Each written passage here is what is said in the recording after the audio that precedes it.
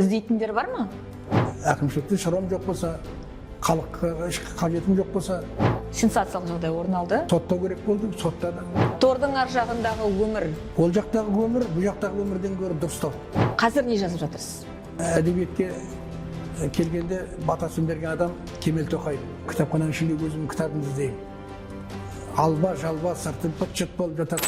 Армысыздар, қымбатты көрермен. Бүгін біз сұхбатымызға елімізге танымал ардақты азамат, жазушы, қоғам қайраткері, республикалық Сара жол саяси қозғалысының төрағасы Алпамыс Бектұрғанов ағамызды шақырдық. Аға, біздің шақыруымызды қабыл алып, сұхбат беруге келіскеніңізге көп-көп рахмет, қош келдіңіз. Рахмет. Аға, осыдан бір ай бұрын сізді сұхбатқа шақырғымыз кеп хабарласқанымызда сіздің аздап науқастанып қалғаныңызды, жүрегіңізге шағын бір ота жасалғалы жатқанын естігенбіз, аздап уайымдап қалдық. Бірақ бүгін міне бізге студияға келіп отырғаныңызды көріп қуанып отырған жайымыз бар. Жалпы денсаулығыңыз қалай? Қал жағдайыңыз, көңіл күйіңіз қалай? Мына заманда елдің қамын ойлайтын, халықтың қамын ойлайтын азаматтардың жүрегі ауырмауы мүмкін емес. Жүрегі ауырмайтын адамдар ештеңе ойламау керек. Ештеңе ойламайтын адамдар, не болса ол болсын, бір күндік өмір сүріп жатқан адамдардың жүрегі ауырмайды, әрине. 15 күннен кейін қайттан баруым керек. Екінші, сол. Ол өмірде болмаған нәрсе, бірақ адам ойламаған жерден келеді ғой бәрі. Сіз Сара жол атты республикалық қоғамдық саяси қозғалысты құрдыңыз, оны таныстырдыңыз. Сара жол кез келген азаматтың құқығын қорғау үшін жұмыстанады және кез келген жанға есігі ашық дедіңіз. Бүгінде Сара жолдың тыныс тіршілігі жай күйі қалай болып жатыр? Сара жол өзінің Сара жолын, дара жолын таба алды ма? Сара жол деген сөз халыққа да Сара жол керек болды. Үкіметпен, президентпен, билікпен сөйлесіп отыратын, қарым-қатынас жасап отыратын бір Сара жол керек болды. 2,5 жыл жүріп барып әрең дегенде тіркеттім республикалық ұйым есебінде. Бұл бірінші ұйым орталығы Орал қаласында. 18 облысты аралап шықтым. 18 облыста миллиондаған адамдар қолдаймыз деп оралап шықты. Оның кейін республикалық үлкен форум өткізем деген уақытында келмей қалды. Қазір әр жерде бір адам бар, болды. Қоғамның белсенділерін бір жиындарға, бір кездесулерге шақырып жатады. Сара жолды іздейтіндер бар ма? Іздейтіндер бірлі жарым. Мысалы, саусақпен санап бере аламын, тек қана. Онымен үлкен азаматтар бар, баяғыдан билікте жұмыс істеген жігіттер бар. Бұлай қарапайым жігіттер бар. Бірақ олар аз ашылықтан ешқандай ештеңе шықпайды ма? Мысалға келген әкімдерді барлығы да қорқа соқтайды, жақындатпайды. Бұрындар жаңа дөңгелек столға, жиналыстарға шақыратын еді, қазір оны да қойды. Мен тіленбеймін де, сосын мен қабылда деп сұранбаймын да. Мен қажетім жоқ болатын болса не керегі бар? Мен өзімнің жазуымды жазып, өзімнің тірлігімді жасап отырған осы биылғы жылдың басында «Шеф» деген романым шықты. Маған әдебиетке келгенде батасын берген адам Кемел Тоқаев. Қазіргі президенттің әкесі. Мен оның жағынып айтып отқан ештеңем жоқ. 2004 жылы «Тұрыңыздар, сот келеді» деген кітабымды Кемел Тоқаевтың рухына арнадым. Іздеп келіп жазушылардағына. Көп адамның ортасында Тұтқабай Иманбеков, Тәкен Әлімқұлов, Оралхан Бөкеев, тағы сондай Қалаубек Тұрсықұловтың кабинетінде жиналып отқанда келіп, Бектұрғанов деген кім деді? Менмін дедім. Келіп арқамнан қағып, айналайына жалғыз кетіп баратырмын ба деп ойлап едім. Әдебиетке, біздің қазақ әдебиетіне детектив жанрын алып келген сол кісі. Сосын сол кісінің кітаптарын оқып, мен де сондай болғым келді. Содан кейін Біртал шаш, ізгесу деген дүниелерім шыққан, соның оқып келген ғой. Келіп, айналайын-ай, кішкентайда болса ізіме еретін адам табылды деп келіп маған батасын беріп кетті. Сол кісіге адал болу үшін «Шеф» деген менің шефім, әдебиетке келген шефім Кемел Тоқаев. Соған арнадым. Бұл Ұлы Отан соғысының 80 жылдығына арнап отырмын. Ол кісі соғысқа қатысқан адам. Қалам мен қаруды қатар ұстаған адам. Онан кейін Маңғыстауда 25 жылдай жұмыс істедім. Маңғыстау облысын құруға қатыстым. Маңғыстау облысында бірінші генерал Иван Никитич Брагин деген кісімен танысқам.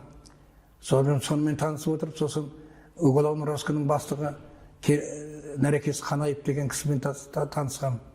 Сол кісілермен бір 30 жылдай бірге жұмыс істедім. Солардың көптеген дүниелерін алып, 80 жылды қарынап, Иван Брагиннің 100 жылдығына, өткен жыл 100 жыл толды, биыл 100 жыл толады. Кімге 101 жыл? Кемел Тоқаевқа. Содан арнадым. Жыл сайын кітап шығарып жүрген адамын. Басқа не бітіремін? Әкімшілікте шаруам жоқ болса, халыққа қажетім жоқ болса, әлеуметтік желіде ғана айтатынымды жазып қалдыруым керек қой. Сондықтан сөйтіп отқан жағдайым бар. Осыдан 16 жыл бұрын облыста сенсациялық жағдай орын алды. Ол сенсацияны сіз жасадыңыз. Әкімшілікте Өйткені тарихта әкіммен соттасқан жазушы ақын жоқ деуге болатын шығар. Ешкімнің де жүрегі дауаламайды оған. Әкімге қарсы бірдеңе деп айтып көрсінші. Мен айттым, мынауыңыз дұрыс емес, мынаны дұрыстайық. Өйткені мен кеңесшімін ғой. Кеңесші болғаннан кейін кеңесімді айтуым керек. Мен бұрынғы журналистпін, шығайық, телевидениеге шығайық, айтайық. Мына жер дұрыс болмай кетті, осын дұрыстаймыз, уәде береміз деп айтайықшы. Сол халыққа сол ғой керегі деп. Сонан басталған әңгіме. Маған жала жапты деп 1 жыл бек жалап алған ештеңе жоқ. Онан кейін кітабым 2005 жылы шыққан кітап, мына 2009-да ғой. Шығып кеткен кітап, соған 120 мың саған артық төлеген дейді. Көке қаяқтан маған артық төлейді. Мынау келісім шарт бар. Келісім шарт. Тиын тебенің бәрін солаймен берді деп. Оған тағы да 3 жыл қосып 4 жыл берді ғой. Шыққаннан кейін кәдімгі құшақтасып кәдімгі неткісі келді. Мен оған айтатынымды айттым. Құдай кешірсін, мен кешірмеймін дедім. Сіз жазаңызды, яғни соттың шешімі бойынша шығарылған жазаңызды өтеп шыққаннан кейін сол кезде облыстың басшысы болған адаммен кездестіңіз, е? Мені күтіп тұрғандай су тасқыны болды. Су тасқынына мен енді өзімше жаңағы дача бар, телевидениенің арт жағында. Соған мен заттарымызды дайындап, өзімше коттедж дайындап, пенсияға шығам, мен осы кітап жазып жатамын деп ойлағам. Бәрін 2,5 метр су алып кетті дүниенің бәрін. Соны 4-5,5 миллион теңгеге алған дүнием суға алып кетті. 5 тиын алған жоқпын. Соны маған орысы бар, қазағы бар. Соны әкімшілікте жұмыс істедім ғой, бізді басқарсайшы, бірдеңе қылайық деп. Соны бірдеңе қылып, көптеген адамдарға ұялып бердім. Көптеген адамдарға жағдай жасап бердім. Комитетті басқардым ғой мен, су тасқындағы. Подвалында 200 адамда жиналатын жер, подвалды алдық бір, үйдің подвалын. Сонда отырғанда звондады. Келіп кетті. Келгеннен кейін қабылдамай қоя бердім. Онан кейін телефонмен звондап, біз өзіміз шай ішіп отқанбыз. Мен қоймады, сосын қасымда отырған орыс кемпір бар еді, коммунист. Ол айтты, бір жағдай болып көмектесер біреулерге. Алсайшы телефонын деді. Екінші рет звондағанда алдым. Мен күтіп отырмын, күтіп келсейші деп. Содан кейін амалым жоқ, ана кемпір де бар деп. Бардым, барып едім құшақтасып. Мен үстімде киіммен бардым. Маған есіктің алдында охрана, киімін шешіп көріңіз, телефон тастап. Жоқ, телефон тастамайын. Мені келіп кетті деп айтыңдар әкімге. Дедім де кетіп баратсам, помощник жүгіріп жатыр. Менің кезімдегі жігіт емес, басқа жігіт. Аға, тоқта деп. Соны шешінбеймін дедім. Сол шешінбеуімен екінші этажға апарды. Сонымен кіргенде көйлекшең отырған, іші ыссы. Шай дайындап қойған, не қылып қойғанда кешірім сұрағандай болды. Құшақтасып. Мен кешірімді не істеймін мен. Ал енді соттың өзі де солай. Сотта керек болды, сотта да. Онда көрдік, көріп шықтық. Жұртты қазір қорқытатын түрмемен құртады ғой, түрмесінде көрдік. Ол кісімен дос болғаныңыз рас па, әлде тек әріптес қана болдыңыз ба? Сіз жай ғана ол кісінің кеңесшісі ғана болдыңыз ба? Екеуміз қатармыз, бір жылғымыз. Иә. Демалыс күндері, сенбі, жексенбі күндері менің машинамен аралап шығатын, мына жерге жол жасау керек, мына жерге бірдеңе жасау керек деп айтып жүретін, келісіп жүргенбіз. Сол екеуміз ортамызға от салып. Менің үстімен жазып жүргендер алыстан емес, өзімнің қасымда жүрген адамдар. Ол жауды алыстан іздемеу керек, жау қасында жүреді, жанында жүреді. Сондықтан қазіргі заманда не керек? Қазіргі заманда ауызбірлік керек халыққа. Облыстық кеңес, қоғамдық кеңес бар. Қоғамдық кеңеске де дұрыс айтатын адамдар жақындатпайды. Өздері сайлайды, өздері қояды, өздері етеді. мен үшін бәрібір ғой, халық үшін дұрыс емес бұл. Сондықтан айтылатын нәрселер көп. Халыққа ортамыздан өзің ақсақалдарды жинау керек. Ақыл айтатын адамдар өзі ауылда да бар, далада да бар, қалада да бар. Солардың бәрін басын жинап, сөйтіп бір кеңес құрса деймін. Мен оған жақындамай-ақ қояйын, өздері істесін. Менің сара жолыма келмей-ақ қойсын, өздері білсін. Менің сара жол дегеніміз сол еді. Халыққа да, билікке де сара жол керек. Бәрін бірлестірем ғой деп, оған болмады. Міне қазір 3-ші жылға кетті. Бардым, жұмыс істеп жатқан ештеңем жоқ, өйткені звондасам бәрі теріс айналады. Қорқады. Осыдан 15 жыл бұрын Азаттық сайтының журналисті сізге сұрақ қойған екен. Тордың ар жағындағы өмір, ол жақта сізге қысымшылық көрсетілді ме? Қандай да бір жағдайлар болды ма? Сол уақытта сіздің жауабыңыз, кейінірек айтамын, уақыт өтсін, ол туралы жазып жатқан кітаптарымда бар деп айтқан екенсіз, жауап берген екенсіз. Арада 15 жыл өтті. Ол жақтағы өмір, бұл жақтағы өмірден гөрі дұрыстау. Ол сотталғандардың барлығы теріс екен, анау екен, мынау екен деп. Мені мысалға кәдімгі аға есебінде, ата есебінде қабылдады. Олар, оказывается, келе жатқан адамның өзін не істеді, не қойды, соның барлығын біліп алады екен. Маған телефон берді, мына балаңмен сөйлес деп. Балам онда президент аппаратында жұмыс істейтін еді. Ойбай жоқ, сөйлеспеймін, балама бәле болады деп сөйлеспей қойдым. Соның кейін түрмеге алып кетердің өзінде де таңғы сағат 4-5-терде алып кетеді екен. Түрмеге алып кету үшін. Мына неден ИВС-тен алып кету үшін, таңғы сағат зонаға алып кету үшін сағат 4-5-терде. Машиналар аз саябырсыған уақытта сондай. Маған кешкісін келіп айтты, аға, ертеңсін тағы 4-терде, 5-терде сіздерді алып кетеміз зонаға, 16-шы зонаға. Содан кейін ертең сағат 4-терде ма келіп, мен оятып алып, аға жүріңіз, қалғандардың бәрі күтіп отыр деді. Барсам барлығы мойнына қолдарын ұстап тұр екен. Мен де сөйтсем, аға жоқ өтпе. Отырып алыңыз ана орындыққа, жақсы. Сосын сенің қасыңа отырғызатын адамдар осыдан деп. Алып баратқанда да солай алып барғаннан кейін, түскеннен кейін бір дүртет көтендерден төгіп түсірді. Маған өздері көтеріп түсірді. Тұрып, мен де қолымдағымды, ол мойныңа деп келіп мені смотрящийлар бар, келіп алып кетті. Ояқтағы өмір, әділдік бар. Егер сен мына жерде бірдеңені білдіріп барсаң, әр жерден де білінесің. Егер мына жерден дұрыс нәрсені айтып, сол үшін барсаң, онда сенің жағдайың бөлек шығар.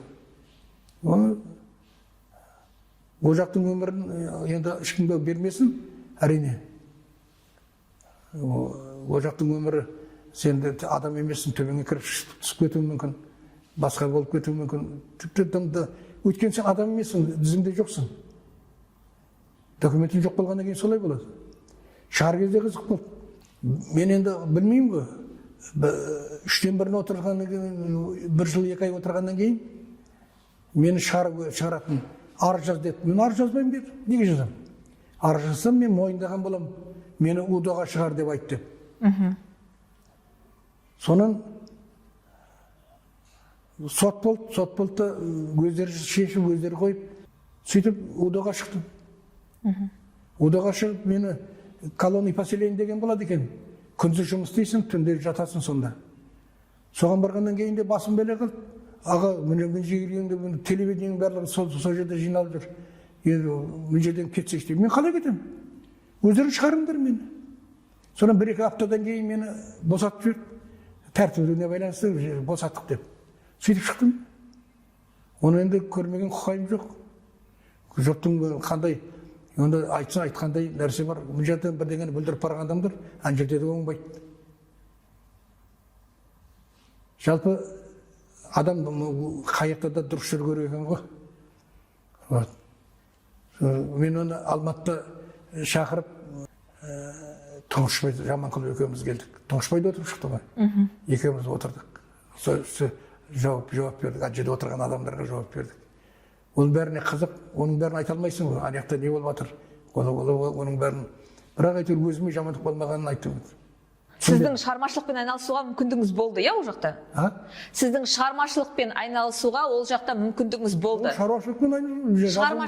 Шығармашылық жазуым жазып жаттым. Не жаздыңыз? Күнделік жаздым. Сосын роман жаздым. Ол романды қазір бере алмаймын. Өте қиын, оны қазір бере алмаймын. Ол аманат қылып кететін роман. Қазір не жазып жатырсыз? Біз білгіміз келеді. Қастандық деген жазып жатырмын. Халықтың өз-өзін жасап жатқан қастандығын жазып жатырмын. Ешкім халыққа қастандық жасап жатқан жоқ. Халық өз-өзі қастандық жасап отыр. Жемқорлықты кім жасады? Халықтың өзі. Қалтасынан беріп отыр. Біреудің қалтасынан алып беріп отқан жоқ, өзі қалтасынан беріп отыр. Билікке қиналған уақытта билікке хат жазады, көмектесіңіз деп. Билік не істейді? Өздері жасап отқан нәрселерін. Махамбет университетінде кездестім. Сонда өзің сияқты қыздар, жігіттер бар екен. Қорықпай айтқанына, жастардың шығып жатқанына қуандым. Ол бар. Сондықтан ол көбейеді деп ойлаймын. Ол көбейген уақытында бар, аузымыз бірігеді. Сол жастардың барлығы өткені білдіріп отқанда өз үлкен кісілер, білдіріп отқанда ақсақалдар, жағымпазданып отқан ақсақалдар, солар білдіріп отыр. Мен еш уақытта кітабымды ал деп айтпаған адаммын. Енді детектив жанры оқылатын жанр. Мен барған жерде бірден кітапханаға кіремін, кітапхананың ішінде өзімнің кітабымды іздеймін. Алба, жалба, сырты быт-шыт болып жатады, соған қуанамын. Өйткені оны жұрт қолдан қолға түсірмей оқиды. Рахымжан Отарбаев деген жазушы болды Атырауда. Керемет жазушы. Бағасын ала алмай кетті, өліп кетті. Бағасын ала алмай тіріде. Сосын өлгеннен кейін ойбай Мұқағали мықты, ойбай Рахымжан мықты. Оның не керек бар? Тірісінде мақтауымыз керек, тірісінде беретін нәрсені беруіміз керек. 75-80 келгенде барып мемлекеттік сыйлық беріп, еңбек ерен береді. Ол беретін нәрсен 50 жаста, 40 жаста, 60 жаста берілу керек қой. 80 келген адамда не керек ол? Бірақ енді оларды өлдіге болмайды, із қалдырып кеткен адамдарды өлдіге бола ма артында сөз қалдырғаннан кейін дегенде. Сондықтан әдебиеттің жағдайы қазір қиындау. Тоқаевтың 90 жылдығында мен танымаймын, өзіңіз сияқты бір жас қыз мен туралы жазыпты. Бектұрғанов деген жазушы болды. Соның кітабын іздеп жүріп оқитын едік, соны көбінесе шықпай кетті деп. Қайдан шығасың мына заманда? Шығарып жатырмын, 500 дананы кімге барамын мен? Республикада 500 дананы. Сол 500 дананы сіз өзіңіздің қаржыңызға шығардыңыз, иә? Өз қаржыңызға шығардыңыз кітапты? Иә. 500 дана шығардым. Мысалға бір үкіметтен қолдау алу үшін оған үкіметке жақын болуым керек. Болмаса Алматыда отыруым керек. Алматыда жазушы одағының ішінде болатын болсам, менде жағдайым болар, жақсы болар еді. Мен Оралдамын. Оралға кімнің керегі бар? Ол көзде жүрмегеннен кейін адам көңілден кетеді. Детектив жазатын адамдар көп емес. Санаулы. Детектив деген оқылатын кітап болу керек. Ой айтатын кітап болу керек. Оқып отырып, қылмыстың ішінде айтылатын ой жолы болу керек, шығатын жолы болу керек. Қылмысқа кірдің бе, оның шығып кететін жолы, адамгершілікке түсетін жолы болу керек. Сонысын қарау керек. Сізге қолдау көрсетейін деп едім, шығармаларыңыз болса, сіздің қолжазбаларыңыз болса, кітабыңызды шығарып берейін, қаржылай қолдау көрсетейін дейтін қазақтың азаматтары болса, сіздің дайын тұрған қолжазбаларыңыз бар ма? Дайын тұрған кітаптарыңыз? Мен дайындап беремін, бір айдың ішінде дайындап беремін. Дайын тұрғандар бар, 3-4 қатар жазып отырмын мен. Дайындап беремін. Ондай меценат, ондай қалталы адам шығады дегенге мен Құдай біледі сенбеймін. Неге? Сенбеймін, өйткені басқа жерден шығуы мүмкін. Біздің Оралда шықпайды. Біздің ақын жазушылардан кімдермен араласасыз? Кімдермен кездесіп тұрасыз? Ешкіммен араласпаймын. Кімдермен доссыз? Дос жоқ менде. 2 досым бар еді, екеуі де қайтыс болды. Темірхан Медетбек, Ернест Төреханов деген жазушы достарым бар еді. Қалғандарының барлығы бірге жүрген адамдар ғой. Мен қаншама жерде жұмыс істедім. Дос деп ойламаймын. Бірге жұмыс істедік, дұрыс. Бірге болдық. Қазір жазушылардың ішінде де досым жоқ менің. Осы біздің қазір жазушылардың осы Оралдың ішінде досым жоқ. Бір бала бар еді, оны жақсы көретін. Оның да өзі қызметке кетіп қалғаннан кейін арқасы бөлек болып кетті. Сосын оны да қоя қойдым, сөйлеспей ақ қойдым. Мойнына үлкен қамытты байлады. Атымды айтайын. Бауыржан Қалиолла. Жүрген жерінде жандырып жұмыс істейтін жігіт. Жазушылар одағын басқарғанда керемет жақсы жасады. Осы Батыс Қазақстанның. Көп нәрсе істеді. Бармаған жеріміз жоқ, баспаған тауымыз жоқ. Қазір қадыр орталығын басқарды. Онан кейін қадыр орталығы қадыр тірілтті. Қадырды дүние жүзіне тірілтті. Қазір араласпаймын дейсіз. Қазір сөйлеспей-ақ қойдым. Араласпаймын. Қамытты киді дейсіз. Жұмысына кедергі жасағым келмейді. Ол үлкен жұмыс істеп жатыр. Ондай жігітке көмектеспесең, үндемей отыр. Тілегін тілеп отыр тек болды. Ондай жігіттерді қолдап отырмыз керек. Ондай жігіттерге қалқан болып отыруымыз керек. Сіз өзіңіз кітап оқисыз ба? Кімдерді оқып жүрсіз оқысаңыз? Түсінбедім. Өзіңіз кітап оқисыз ба? Не оқымаймын? Кімдерді оқып жүрсіз? Түсінбеймін. Өйткені бұлардың несі бөлек. Иірімдері бөлек, қайырымдары бөлек, айтулары бөлек. Мысалға кезінде Темірхан сондай болды медетші. Өзінше іс салып келді. Бірақ өзінше ізді ол сол дәқанса алып барды, соңына дейін алып барды. Кеше қайтыс болып кеткенде де халық ақыны атағын алды. Мемлекет сыйлықты алды. Темірханда мінез болды. Айтатын түк айтты. Қайсалмай айтты. Бірақ қайсарлықпен алды. Өйткені ондай қайсар адамға беру керек болды. Бірақ енді ақындар үшін, жазушылар үшін ең биік баға бұл халықтың берген бағасы ғой. Ол енді үкіметтің берген бағасы, мемлекеттің берген бағасы енді әрине жақсы шығар, мерейіңді өсіретін шығар. Десе де халықтың бағасынан, халықтың алғысынан, оқырманының көп болғанынан асқан артық баға жоқ шығар. Сіз өзіңізді жазушы ретінде толық бақытты жазушы, аларын алған, жазарын жаза алған, бағасын алған жазушымын деп есептейсіз бе? Өлгенше дейін адам жазушылар өйтіп ойламайды. Өлгенше дейін. Аларымды алдым, боларымды болдым деп айта алмайды. Бұл жазатын нәрсе көп, дүние көп. Өмір ғой, өмір дегеннің өзі өзгермейді ғой. Біреу кетсе, біреу келеді, жастар келеді. Бір мықты кетсе, оның орнына тағы да бір мықты шығады. Сондықтан осылай өмір жалғаса береді. Сондықтан жазушының өмірі қаламы көзі жұмғанша дейін ұстайды ғой. Сіз жазғыңыз келген нәрсенің барлығын жаза алдыңыз ба? Жоқ, әлі қайда, ойлаған нәрселер көп. Ойлаған нәрселер көп, ол ойды қағазға түсіру мүмкін емес. Ойдың түбіне жеттім дейтін жазушының көргенім жоқ. Абайдың өзі де мысалға қаншама нәрсе айтып кетті. Осының өзін мен айтарымды айтып кеттім деп ойламаған шығар. Ағайын, соңғы сұрақ. Егер уақытты кері жылжыту мүмкін болса, қазір бір 30-40 жылды кері жылжыта алсақ, сіз қайтадан солай бастар едім.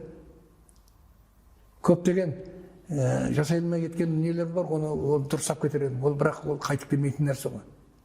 Қайтып келмейтін. Өкінетін де кезі болады. Апырмай сол кезде соны жасауым керек деп. Адамгершілік деген бір болады. Ішіңнен өзі тынып тұрасың. Ондай қадамға барма деп тұратын. Сондай кезде болады. Сондай қадамға баратын кезде өзіңді өзің тежеп қалатын кез болады. Тежемес едіңіз? Тежемес едіңіз, иә? Тежемес едім. Айтатын жерде айтылып қалу керек. Менің бір жаман қасиетім сол, өзім алған жоқпын, жұртқа бере алмаймын. Не үшін беруім керек? Атқа кір келтірмеу керек. Ат емес, фамилиямызды ол Бектұрғанов па? Бектұрғановқа кір келтірмеуіміз керек. Бектұрғанов деген, білем дейтін де болу керек. Халық Алпамыс Бектұрғановтың кітабын қайдан таба алады? Біздің мүмкін осы сұхбатымызды көргеннен кейін сіздің шығармашылығыңызға қызығатын, мүмкін әлде таныс емес жастар бар шығар. Жұбан Молдағалиев атында кітапханадан алады. Сатып алғысы келеді көпшілігі. Сатып алғысы келетін болса, маған телефон соқсын, мен берем. 37 075 тағы да 75 11. Қайталап айтам. 37 075 75 11. Міне, құрметті көрермен, өздеріңіз жаңа ғана Алпамыс Бектұрғанов ағамыздың аузынан өзінің жеке ұялы телефон нөмірін естідіңіздер, айтты. Ендеше ағамыздың жаңа шыққан «Шеф» атты кітабын іздесеңіздер, немесе өзге де кітаптарымен, шығармаларымен таныс болғыларыңыз келсе, сатып алғыларыңыз келсе, ағамыздың өзіне жеке хабарласуыңызға болады. Алпамсаға бүгін біздің өтінішімізді қабыл алып, бізге сұхбат беруге келіскеніңізге, сұрақтарымызға барынша ашық жауап бергеніңізге көп рахмет айтамыз. Сізге тек денсаулық тілейміз, бастысы жазарыңыз таусылмасын, бақытты жазушы болуыңызды тілейміз өзіңізге. Шақырғаныңызға рахмет.